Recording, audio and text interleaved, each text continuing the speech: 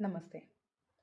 మంత్రం తీసుకొని పురస్చరణ భాగంలో హోమం చేయాలి అనుకున్న వాళ్ళు స్వయంగా మీ ఇంటి దగ్గర కానీ, లేదా దగ్గరలో ఉన్న దేవాలయంలో కానీ హోమం చేసుకోవచ్చు. హోమం చేయటానికి మీకు మంత్రాలు కానీ, సంస్కృతం కానీ రావాల్సిన అవసరం లేదు.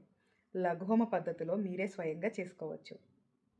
ఎవరైతే పురస్చరణ భాగంలో హోమం కానీ, కోరికపై హోమం కానీ చేయాలనుకున్నప్పుడు మన పీఠం నెంబర్‌కి వాట్సాప్‌లో మెసేజ్ చేస్తే లఘుహోమ పద్ధతి డాక్యుమెంట్ పంపిస్తారు. మీకు హోమం వీలు లేకపోయినా దేవతకి నమస్కారం చేసుకొని పురస్చరణ భాగంలో చెప్పినట్లుగా ఆ సంఖ్య చేసుకోండి.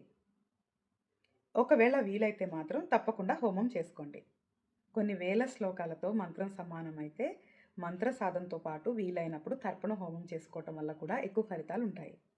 లఘుహోమ పద్ధతిలో మీరు హోమం చేసుకునేటప్పుడు శుభ్రంగా స్నానం చేసి, మీరు కూర్చునే పరిసరాలు అంటే హోమం చేసే పరిసరాలు శుభ్రం చేసుకొని కూర్చొని, గురుదేవులకి నమస్కారం చేసుకొని, గణపతికి నమస్కారం చేసుకొని, అగ్నిదేవుణ్ణి ఆవాహనం చేసుకొని, ఆ తర్వాత మంత్రదేవతల్ని ఆవాహనం చేసుకొని మీరు చేయదలసిన సంఖ్య చెయ్యొచ్చు.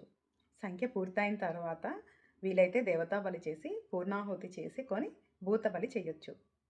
హోమానికి వాడాల్సిన ద్రవ్యాల గురించి కూడా మీకు ఆ డాక్యుమెంట్లోనే ఉంటుంది.